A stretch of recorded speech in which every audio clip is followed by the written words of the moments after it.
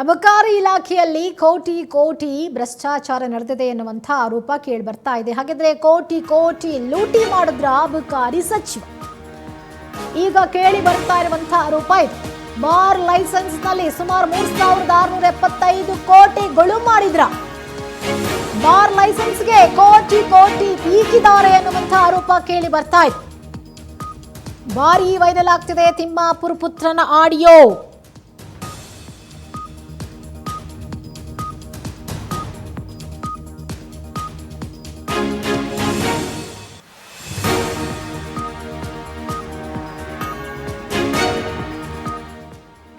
ಈಗಾಗಲೇ ವೈರಲ್ ಆಗಿರೋದು ಸಚಿವ ಪುತ್ರನ ಆಡಿಯೋ. ಹೀಗಾಗಿ ಕೋಟಿ ಕೋಟಿ ಲೂಟಿ ಮಾಡಿದ್ರೆ ಅಬಕಾರಿ ಸಚಿವ ಅನ್ನುವಂಥ ಅನುಮಾನಗಳು ಹುಟ್ಟುಕೊಂಡಿದೆ.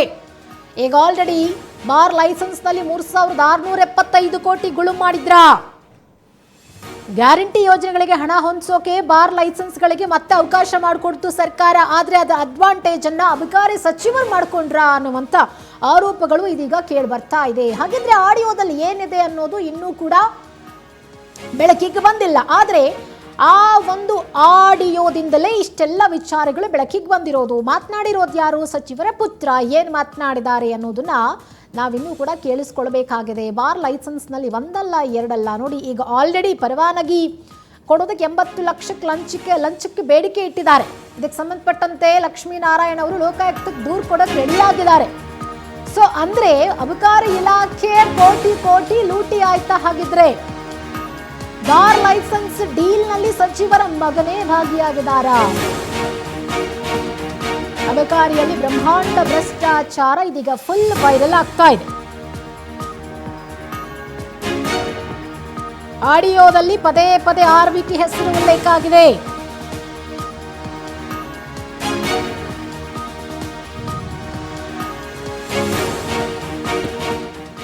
ಆಡಿಯೋದಲ್ಲಿ DC ಜಿಲ್ಲಾಧಿಕಾರಿ ಜಗದೀಶ್ 80 ಲಕ್ಷ ಹಣ ಗುಳು ಮಾಡಿದ್ರ ಅನ್ನುವಂಥ ಪ್ರಶ್ನೆ ಕೂಡ ಇದೀಗ ಉದ್ಭವಿಸಿದೆ. ಅಬಕಾರಿ ಇಲಾಖೆ ಕೋಟಿ ಕೋಟಿ ಲೂಟಿ ಮಾಡ್ತಾ ಏನ್ ನಡೀತಾ ಇದೆ? ಹಾಗಿದ್ರೆ ಅಬಕಾರಿ ಇಲಾಖೆಯಲ್ಲಿ ಏನ್ ನಡೀತಾ ಇದೆ? ಅಬಕಾರಿ ಭಾರಿ ವೈರಲ್ ಆಗ್ತಿದೆ ತಿಮ್ಮಾಪುರ ಪುತ್ರನ ಆಡಿಯೋ. ಸಚಿವರ ಪುತ್ರ DC ಜಗದೀಶ್ ಮಾತನಾಡಿರುವಂಥ ಆಡಿಯೋದು. ಹಾಗಿದ್ರೆ DC ಜಗದೀಶ್ ಅವರು ಕೂಡ ಇದರಲ್ಲಿ ಶಾಮೀಲಾಗಿದ್ದಾರೆ. ಎಸ್, ನೋಡೋಣ ಹಾಗಿದ್ರೆ ಆಡಿಯೋದಲ್ಲಿ ಏನಿದೆ ಒಂದ್ಸತಿ ಕೇಳಿಸ್ಕೊಳ್ಳೋಣ. ಅದಕ್ಕೆ ಮೈಕ್ರೋವೇವ್ಗೆ ಮಿನಿಸ್ಟರ್ಗೂ ಹೋಗುತ್ತದೆ 1.5 ನಿಮ್ಗೆ ಟ್ಯಾಕ್ಸ್ ಕೊಡಿ ಏನ್ ನಡೀತಿದೆ ಅಂತ ಏನೋ ಒಂದು 25 ಕಮ್ಮಿ ಮಾಡ್ಕೊತಾರೆ. ಆಯ್ತು ಹಂಗೆ ಅಂತ ಅಡ್ಜಸ್ಟ್ ಮಾಡ್ಕೊಂಡು ಇದು ಇಲ್ಲಿಂದ ಎಲ್ಲೆಲ್ಲಿ ಹೋಗುತ್ತೆ ಅಂದರೆ ಇನ್ಸ್ಪೆಕ್ಟ್ರು, ಡೆಪ್ಟಿ, ಇಲ್ಲೇ ಆಫೀಸು, DC ಆಫೀಸು, ಅಲ್ಲಿಂದ ನಮ್ಮ ಕಮಿಷನ್ ಆಫೀಸಲ್ಲಿ 4 ಟೈಮು ಹೋಗುತ್ತೆ, ಮಿನಿಸ್ಟ್ರಿಗೆ ಹೋಗುತ್ತೆ, JC ಅಡಿಷನಲ್ ಕಮಿಷನರ್, 2 DC ಇದರಲ್ಲಿ ಅವರೇ ಇಶ್ಯೂ ಮಾಡ್ತಾರೆ. ಕಮಿಷನರೇ ಇಶ್ಯೂ ಮಾಡ್ಕೊಡ್ತಾರೆ. ವಿಟಮಿನ್ ಏನು ಕೊಟ್ಟರೆ ಇಲ್ಲ ಅಂದರೆ ಓಡಾಡಿಸ್ತಾರೆ. ನಮಗೆ 28 ಇನ್ಫಾರ್ಮೇಶನ್ ಕೇಳ್ತಾರೆ. ಏನೋ ಒಂದು ಇನ್ಫ್ಲೂಯೆನ್ಸ್ ಇತ್ತು, ಸ್ವಲ್ಪ ದುಡ್ಡು ಇತ್ತು ಅಂದರೆ ಹಂಗೂ ಹಿಡಿತಾರೆ. ಇಲ್ಲ ನಾವು ಇಲ್ಲ ಸರ್ ಅವ್ರ ಕೈಲಿ ಆಗಲ್ಲ, ಅಷ್ಟಾಗಲ್ಲ ಅಂದ್ರೂ ನಮಗೆ ವಾಪಸ್ ಕಳಿಸ್ತಾರೆ. ಇದು ಸರಿ ಇಲ್ಲ, ಅದು ಸರಿ ಇಲ್ಲ, ನೀವು ಇಸ್ಕೊಬಿಟ್ಟಿರ್ತೀರ, ನಮಗೆ ಕೊಡೋಣ ಅನ್ನೋದು ಒಂದು ತಲೆಯಲ್ಲಿ ಏನೋ ತಲೆಯಲ್ಲಿ ಕುಂಬ ಕೊಟ್ಬಿಟ್ಟಿರ್ತಾರೆ. ಅದಕ್ಕೆ ಮೈಕ್ರೋವೇವ್ಗೆ ಮಿನಿಸ್ಟರ್ಗೂ ಹೋಗುತ್ತದೆ 1.5. ಎಸ್, ನೋಡಿ, ಇದು RB ತಿಮ್ಮಾಪುರ್ ಅವರ ಪುತ್ರ ಹಾಗೆ ಜಿಲ್ಲಾಧಿಕಾರಿ ಇಬ್ಬರು ಕೂಡ ಫೋನ್ನಲ್ಲಿ ಬಹಳ ನೇರವಾಗಿ ಮಾತನಾಡ್ಕೊಂಡಿರೋದು. ಒಂದೊಂದು ಲೈಸೆನ್ಸ್ಗಳನ್ನು ರಿನ್ಯೂವಲ್ ಮಾಡಿಕೊಡ್ಲಿಕ್ಕೆ ಅವರು ಬೇಡಿಕೆ ಇಡ್ತಿದ್ದಾರೆ ಲಂಚಕ್ಕೆ. ಈ ಒಂದು ಹಣವನ್ನು ಯಾವ ರೀತಿ ವಸೂಲಿ ಮಾಡಬೇಕು ಅಂಥೇಳಿ ಪ್ರತಿಯೊಂದು ಲೈಸೆನ್ಸನ್ನು ಪಡ್ಕೊಳ್ಳೋದಕ್ಕೆ ಒಂದೊಂದು ಲೈಸೆನ್ಸ್ಗೆ ಸುಮಾರು 80 ಲಕ್ಷದಿಂದ 1.5 ಕೋಟಿವರೆಗೂ ಕೂಡ ಲಂಚ ಕೇಳಲಾಗಿದೆ ಅನ್ನುವಂಥ ಆರೋಪಗಳು ಕೇಳಿ ಬರ್ತಾ ಇದೆ. ಹೀಗಾಗಿ ಆಡಿಯೋದಲ್ಲಿ DC ನೇರ ಡೀಲಿಂಗ್ ಮಾಡಿರುವಂಥದ್ದು ಬೆಳಕಿಗೆ ಬಂದಿದೆ. ಅವರು ಕೂಡ ಇದರಲ್ಲಿ ಶಾಮೀಲಾಗಿದ್ದಾರೆ. ಸೊ ಅವರಿಗೂ ಕೂಡ ಹೋಗಿರುತ್ತೆ ಅಮೌಂಟ್. ಹಾಗಿದ್ರೆ ಅಬಕಾರಿ ಸಚಿವರಿಗೆ ಗೊತ್ತಿದ್ದೇ ಎಲ್ಲವೂ ನಡೀತಾ ಇದೆಯಾ? ಎಷ್ಟು ನುಂಗಿದ್ದಾರೆ? 3600 ಕೋಟಿ ನುಂಗಾಕಿದ್ರ ಹಾಗಿದ್ರೆ RB ತಿಮ್ಮಾಪುರ್ ಮಗನನ್ನು ಬಿಟ್ಟಿದ್ದಾರಾ ಈ ಥರದೊಂದು ಡೀಲ್ ಮಾಡಲಿಕ್ಕೆ? ಹಾಗಿದ್ರೆ ತಮಗೇನು ಗೊತ್ತೇ ಇಲ್ವಾ? ಸಚಿವರ ಪುತ್ರ ಡಿಸಿ ಜಗದೀಶ್ ಮಾತನಾಡಿರೋ ಆಡಿಯೋದಲ್ಲಿ ಬಹಳ ಕ್ಲಿಯರ್ ಆಗಿ ಗೊತ್ತಾಗ್ತಾ ಇದೆ. ಒಂದು ಲೈಸೆನ್ಸ್ಗಳನ್ನು ಕ್ಲಿಯರ್ ಮಾಡ್ಕೊಳ್ಳಿಕ್ಕೆ ಅಂತೇಳಿ ಸರ್ಕಾರ ಒಂದು ಅವಕಾಶ ಮಾಡಿಕೊಡ್ತು. ಆದರೆ ಆ ಅವಕಾಶವನ್ನು ಈ ರೀತಿಯಾಗಿ ದುರ್ಬಳಕೆ ಮಾಡಿಕೊಂಡ್ರ. ಬ್ರಹ್ಮಾಂಡ ಭ್ರಷ್ಟಾಚಾರ ನಡೆದಿದೆ.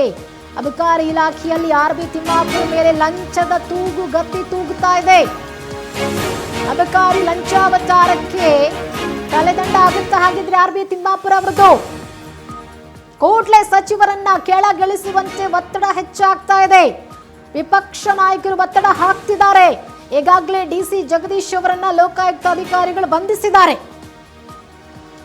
ಹಾಗಿದ್ರೆ ಆರೋಪ ನಿಜ ಆದ್ರೆ ಡೀಲಿಂಗ್ ನಲ್ಲಿ ಭಾಗಿಯಾಗಿರೋರ ತಲೆದಂಡಕ್ಕೆ ಪಟ್ಟು ಹಿಡಿದಿರೋದು ಬಿಜೆಪಿ ಖಂಡಿತ ಇದನ್ನು ಬಿಡ್ಲಿಕ್ಕಿಲ್ಲ.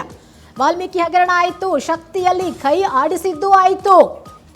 ಈಗ ಅಬಕಾರಿ ಇಲಾಖೆಯಲ್ಲೂ ಬ್ರಹ್ಮಾಂಡದ ಭ್ರಷ್ಟಾಚಾರ ನಡೀತಾ ಇದೆ.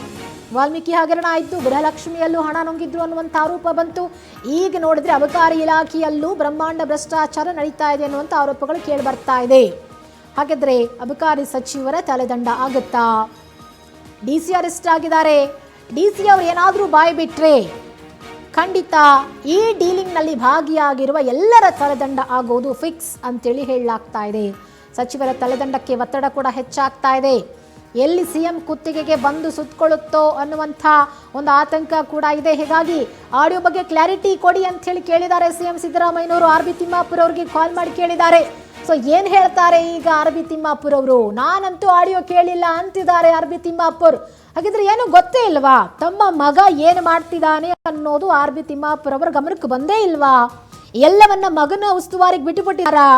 ಲೈಸೆನ್ಸ್ ಪರವಾನಗಿ ಕೊಡೋ ವಿಚಾರಕ್ಕೆ ಸಂಬಂಧಪಟ್ಟಂತೆ ಎಲ್ಲವನ್ನ ನೋಡ್ಕೊಳ್ಳೋದು ಅವರ ಮಗನ ಹಾಗಿದ್ರೆ ಅನ್ನುವಂಥ ಪ್ರಶ್ನೆಗಳು ಇಲ್ಲಿ ಬರುವುದು ಸಹಜ.